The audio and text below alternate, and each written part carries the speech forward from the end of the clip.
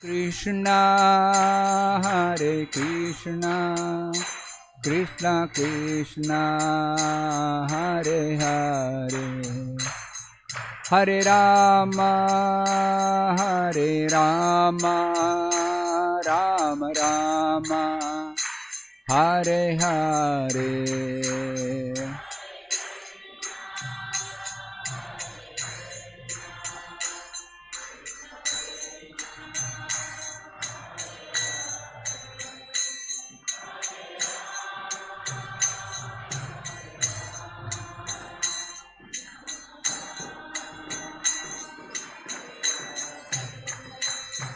Hare Krishna, Hare Krishna, Krishna Krishna, Hare Hare, Hare Rama, Hare Rama, Rama Rama, Hare Hare.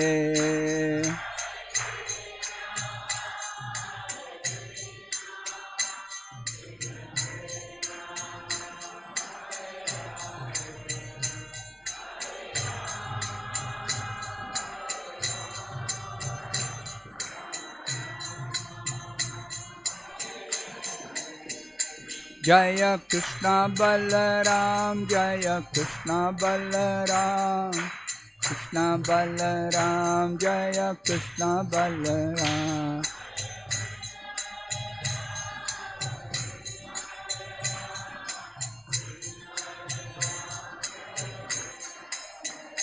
Jaya Gauranitai, Gauranitai, Gauranitai, Jaya Gauranitai.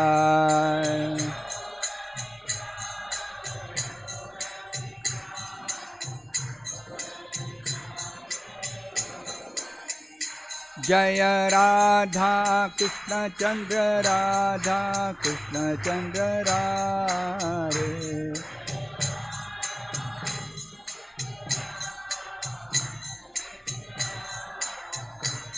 Jaya Prabhupada, Jaya Prabhupada, Prabhupada, Jaya Prabhupada.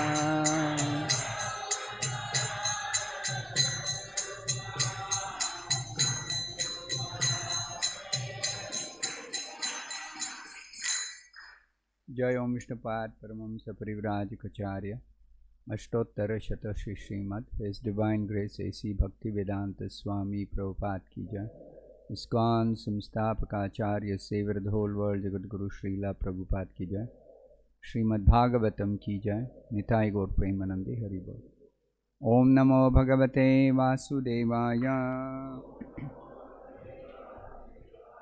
Om Namo Bhagavate Vasudevaya Om Namo Bhagavate Vasudevaya Narayanam Namaskritya Naram Chaiva Narottama Devim Saraswatim Vyasam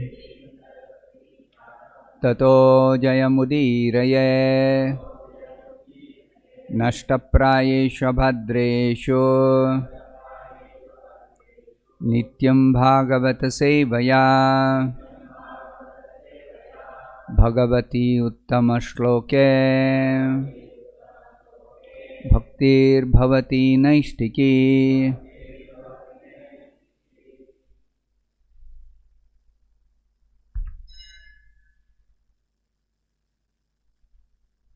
Reading from Srimad Bhagavatam, Canto 9, Chapter 9, The Dynasty of Amshuman, text number 29. Esha hi Brahmano Vidwan, Esha hi Brahmano Vidwan, Esha hi Brahmano Vidwan, Tapaha Shila Gunanvitaha, Tapashila Gunanvitaha, tapasशीलगुणान्वितः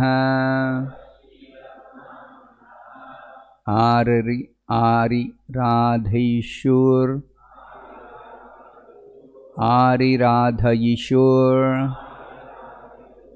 Brahma आरिराधयिषुर्ब्रह्मा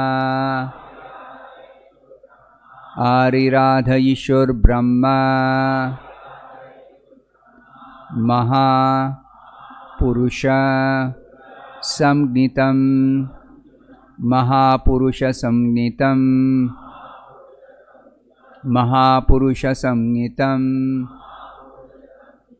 सर्वभूतात्मा भावेन सर्वभूतात्मभावेन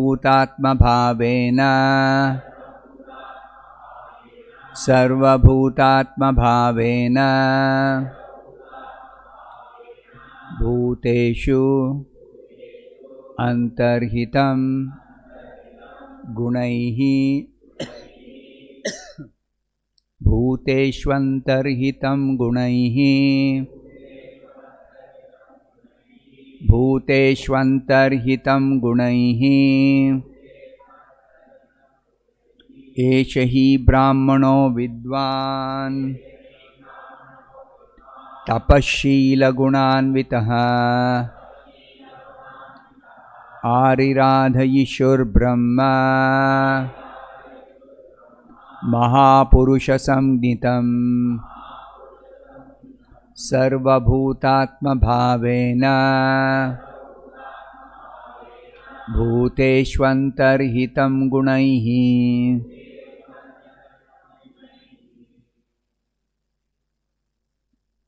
एष हि ब्राह्मणो विद्वान् तपःशीलगुणान्वितः आरिराधयिषुर्ब्रह्मा महापुरुषसंज्ञितं सर्वभूतात्मभावेन भूतेष्वन्तर्हितं गुणैः एष हि ब्राह्मणो विद्वान् तपःशीलगुणान्वितः तपःशीलगुणान्वितः महापुरुषसंज्ञितं सर्वभूतात्मभावेन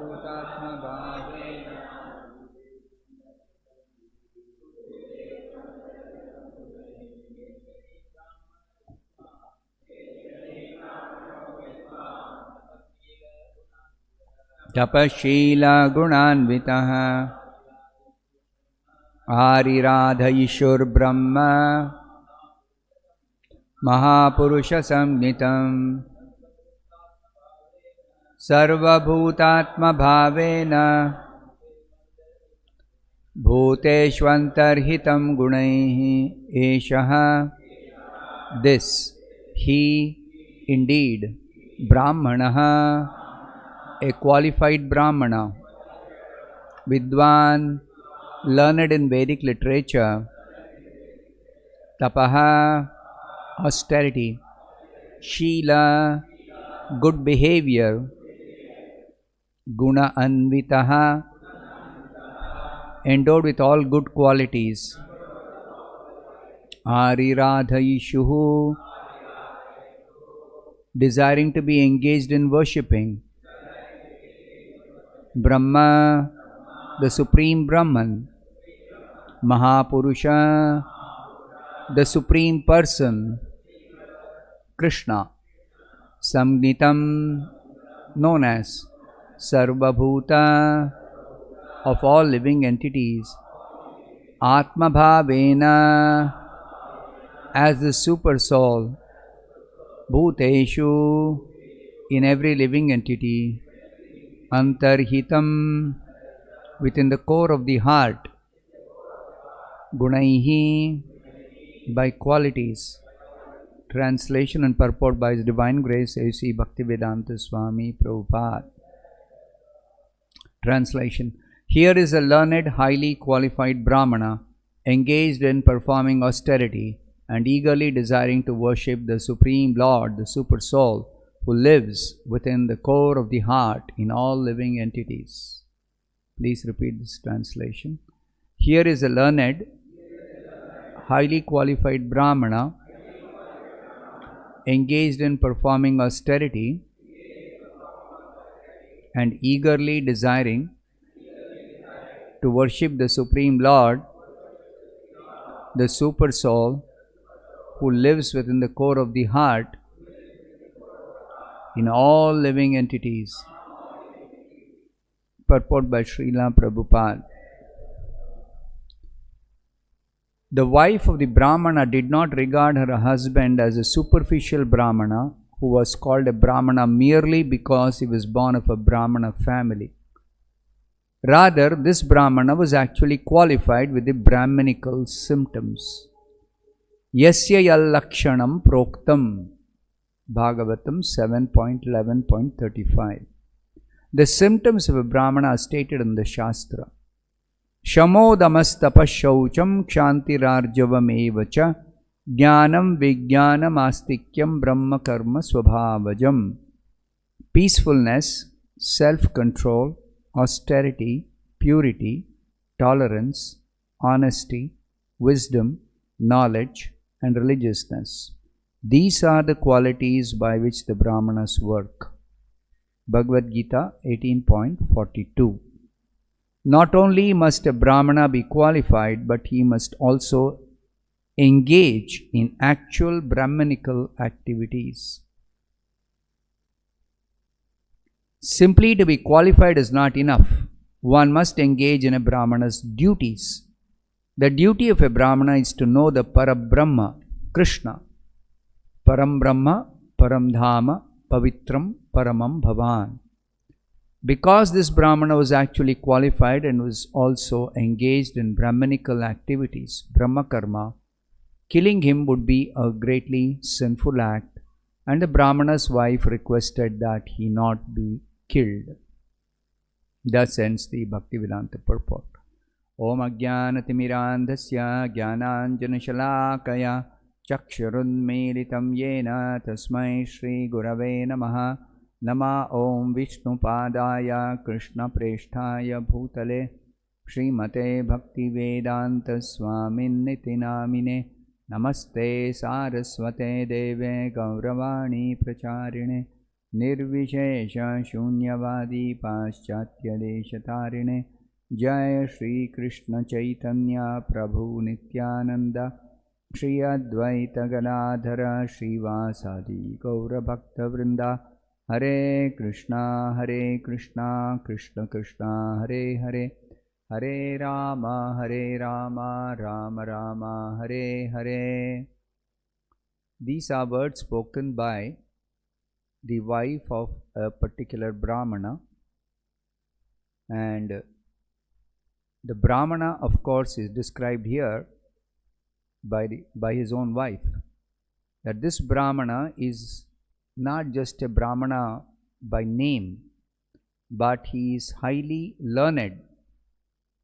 He is very qualified like a Brahmana. He is a qualified Brahmana. And he is engaged in performing austerity, tapaha. And he is eagerly desirous of worshipping the Supreme Lord. Who is the Supreme Lord? He is the one who is seated in everyone's heart as the Super Soul. So this Brahmana certainly is very, very qualified, learned, engaged in austerity, is engaged in worshipping Krishna. But his wife is also an enlightened devotee. So the background for this verse, I'll just mention for those who have not heard the previous few verses. There was a king, Saudasa. He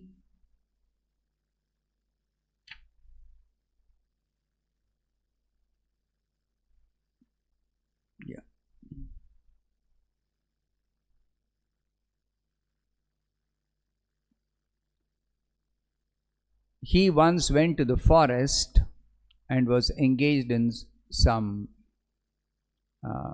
activities there in the forest. So his spiritual master was Vasishta.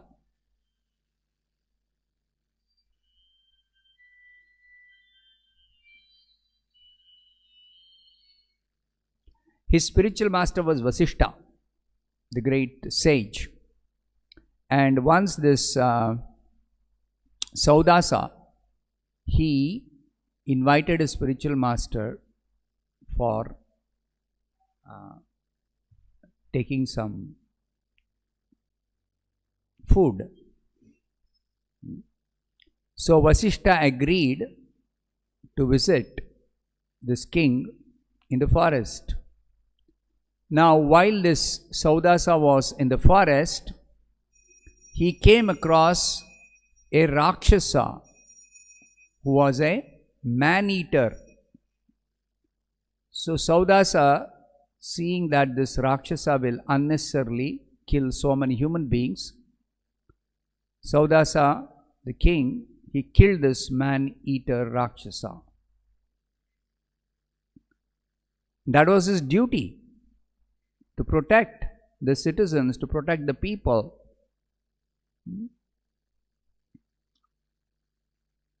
So then this Rakshasa's brother, another man-eater, he became very angry against Saudasa. Why did you kill my brother? So in order to take revenge, this brother of that Rakshasa who was killed by Saudasa, he plotted and planned how to actually do some harm to the Saudasa. He disguised himself as a cook and became the cook in the kitchen of this Saudasa while the Saudasa was in the forest. And then when Saudasa had invited Vasishta for dinner, this cook, he offered Vasishta human flesh as part of the dinner. He killed one human being, and that with that flesh he prepared one item and he served that. So Vasishta was a very advanced Brahmana.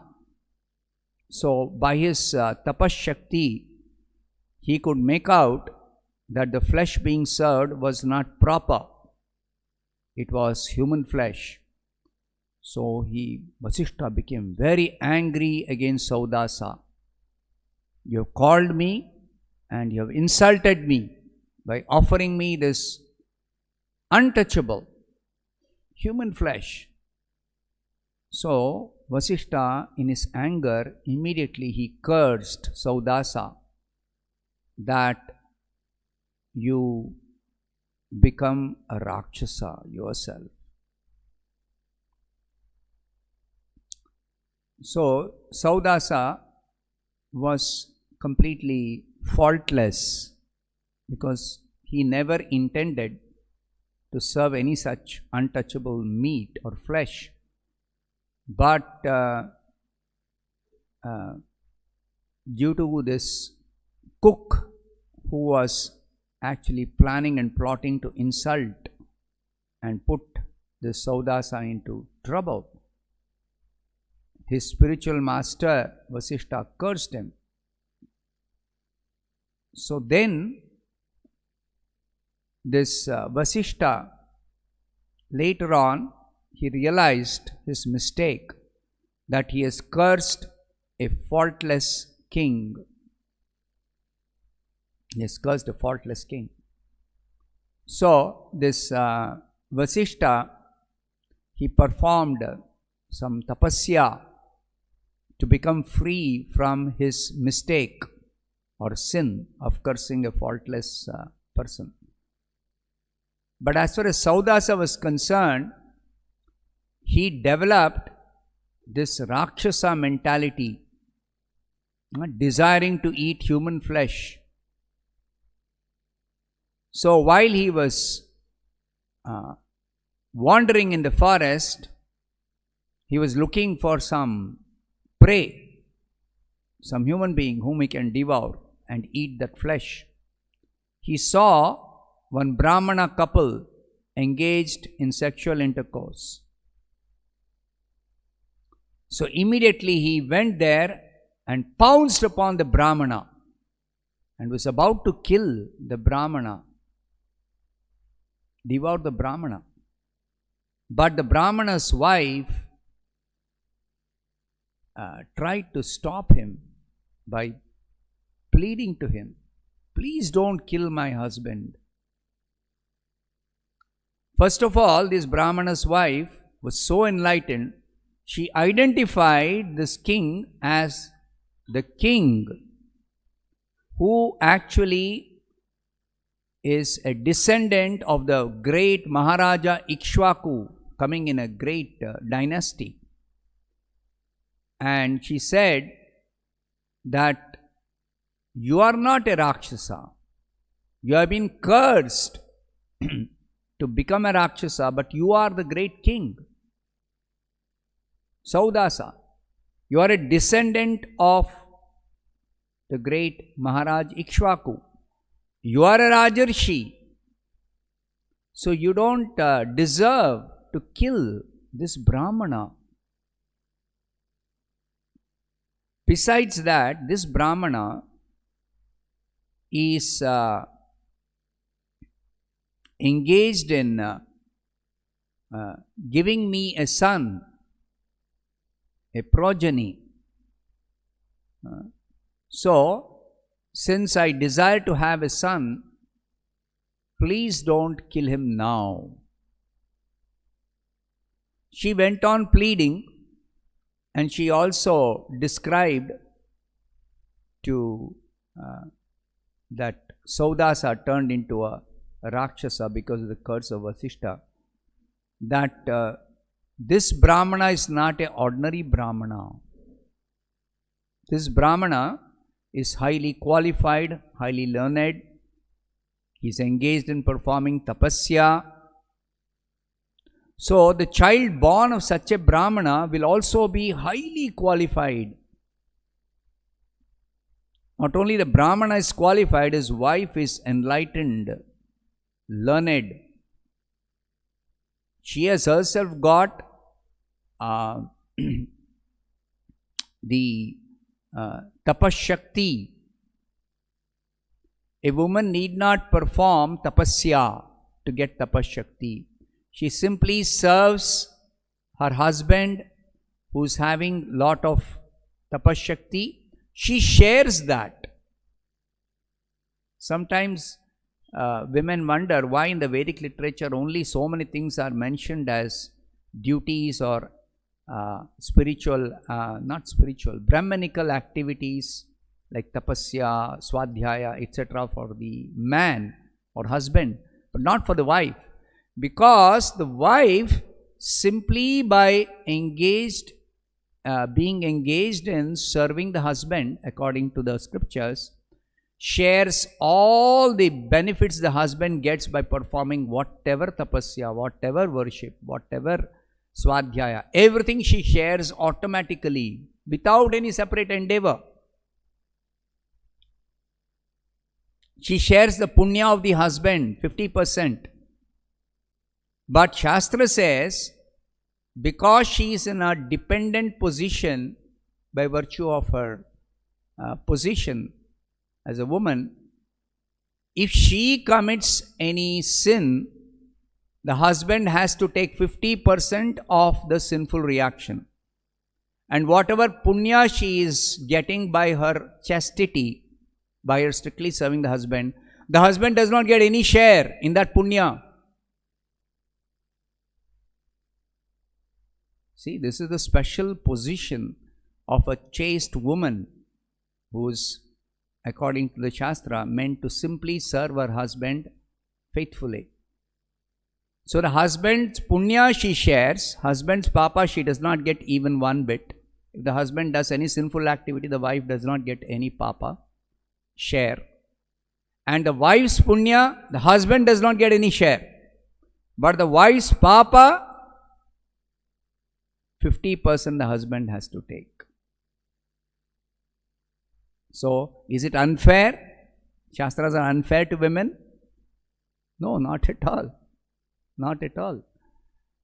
So, this is not some kind of special favor given to somebody. No, it is actually dependent on the very mind-body system, the position, the responsibility that is given to different souls and different types of bodies, that the whole system is designed so that everyone makes progress on the path of spiritual realization. If somebody doesn't have a certain facility for spiritual realization, then they are given an alternate method of making that same spiritual progress without having to do some tapasya, because women's body is not made for tapasya like a man's body. Women's mind-body system is not suited for studying difficult Vedic literature. But that doesn't mean because they are not able to study, they don't get any benefit of studying it. They automatically get the benefit when the husband is engaged in studying. When the husband does tapasya because he has got a suitable body, the wife shares 50% of that tapasya phala. If the husband engages in worshipping the Saligram Shila, then the wife, simply by assisting the husband, she gets 50% of the benefit. So in this way, the Varnashrama system is very nicely designed for everyone to make progress. Now the Kshatriyas, they cannot engage in tapasya or swadhyaya like the Brahmanas, but simply by protecting the Brahmanas, doing their duty of properly protecting the Brahmanas, the Kshatriyas get the benefit of all the tapasya, all the swadhyaya, everything, the worshipping the Brahmana does, the Kshatriyas automatically get a share. The Vaishyas, they cannot do tapasya or any of those things like the Brahmanas do. But whatever the Brahmanas do, the Vaishyas, by giving dana to such a Brahmana, by properly earning money in an honest way and giving dana to the Brahmana, the Vaishyas get all benefits that the Brahmana has accrued by his tapasya, by his swadhyaya, etc. They get a share of that. Simply by giving dana.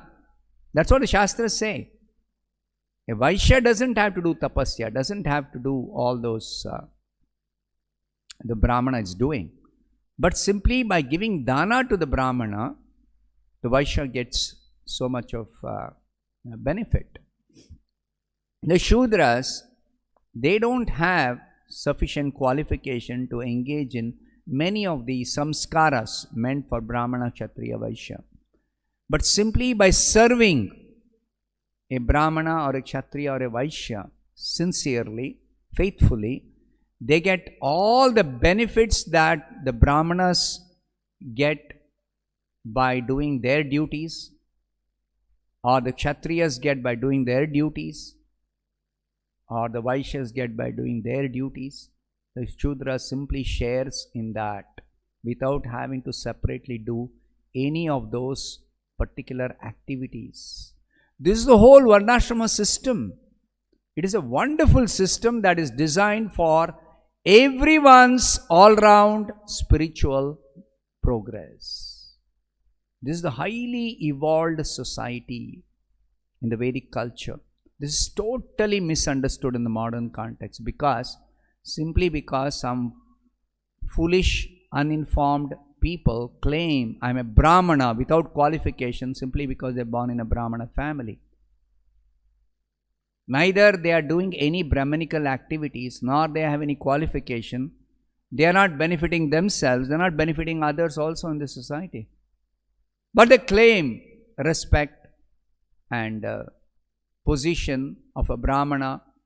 They demand that you should give me dana, you should respect me, you should give me bhiksha. But actually, they don't deserve to demand respect or to ask for bhiksha or dana if they are not qualified. Shastra always says that if you are giving dana, you should give to a qualified Brahmana, not simply to any Brahmana. No, one should not give to any Brahmana, one should give to a qualified Brahmana. So, dana is always given to a qualified Brahmana, and then only that dana will be beneficial. Giving that dana will be beneficial to one who is giving the dana. Otherwise, there is no spiritual benefit of giving dana to an unqualified Brahmana. There is no spiritual benefit. So, Shastras are talking about spiritual benefit. Anyway, for material benefit, anybody who engages in their respective duties get material benefits. Anybody who performs their respective duties, they'll get material benefit. But spiritual benefit is not available simply by doing material duties. Spiritual benefit is available only by engaging in spiritual activities. And such spiritual activities are recommended for every living being, especially every human being. Just like chanting Hare Krishna. It is not that only Brahmanas have to chant Hare Krishna. The Vedic mantras, only Brahmanas can chant. Gayatri mantra, only the Brahmanas should chant. Others should not chant the Gayatri mantra. But the Hare Krishna mantra, it is not part of the Vedic rituals. It is actually part of the special section of the Vedas which describe what is bhakti. And such bhakti is meant for all the living beings, especially for human beings. So even Shudras, even Chandalas, those who are outcast, those who are totally uncivilized, those who don't perform any samskara, those who don't have any duties to perform, or those who don't undertake any of the duties of Brahmana, Kshatriya, Vaishya or Shudra, as mentioned in the Varnashrama Dharma. So they live simply by somehow getting some food. So they are not allowed to live in civilized society. The king will actually separate them from civilized society because they don't know how to live a life of cooperation with other fellow human beings. So they are kept in the forest, or they are sent away to the hills, which are secluded places, and they live there, and some roots, fruits, berries, or sometimes they even kill some animals and eat the flesh, like that. So they are outcast. But even an outcast, by the mercy of a pure devotee, engages in chanting Hare Krishna, the outcast also becomes cultured, makes very rapid spiritual advancement, and can excel a Brahmana, can excel even a Brahmana in terms of development of good qualities within the heart, becoming highly advanced in austerity, in Vedic knowledge, everything, simply by chanting Hare Krishna. So Chaitanya Mahaprabhu explains this. Cheto darpana marjanam, chanting Hare Krishna cleanses the heart of all sinful reactions, all material contamination. And who can do it? Anyone can do it. Rather, Shastra says everyone should do it. Everyone should do this. So don't think this Hare Krishna mantra is simply another mantra like so many mantras in the Vedas. No. That's why Hare Krishna mantra is called Maha Mantra. It's called Maha Mantra. When Chaitanya Mahaprabhu was preaching, some envious caste Brahmanas, they became very envious of Chaitanya Mahaprabhu, that he is spoiling our entire profession. Why? Because this caste Brahmanas, they claim superior position in society, even though they are not qualified, they demand respect. But if even the Shudras, the Vaishyas, and all kinds of untouchable people, they all start chanting Hare Krishna, and they become cultured, they become advanced spiritually, then the Brahmanas thought, who will give us respect? Who will care for us? Who will bother about us? They could understand the danger. So they made a protest. They went to the Chand Kazi and complained against Chaitanya Mahaprabhu. He is spoiling our whole Hindu religion. He is giving this mantra to people who are unqualified to chant mantras. Yes, Shastra says Shudras are unqualified to chant Vedic mantras. But Shastra doesn't say that there is any qualification required for chanting Hare Krishna. Tatrarpita niyamita smarane na kalaha. There is no rules who can chant. There is no restriction even when to chant. Vedic mantras, there are times. Gayatri mantra has to be chanted morning, noon and evening. After taking a bath. Nobody should chant Gayatri mantra in an unclean state with dirty cloths. No. Should not be chanted at night. Should not be chanted at the inappropriate time. So many rules are there for chanting Vedic mantras. But Hare Krishna mantra, you can chant any time. Not you can chant any time. You should always chant the Hare Krishna mantra. Kirtaniya sadahrihi. Krishna also says, Satatam kirtayanto mam. Satatam kirtayanto. My devotees are always engaged in singing my glories, chanting my name.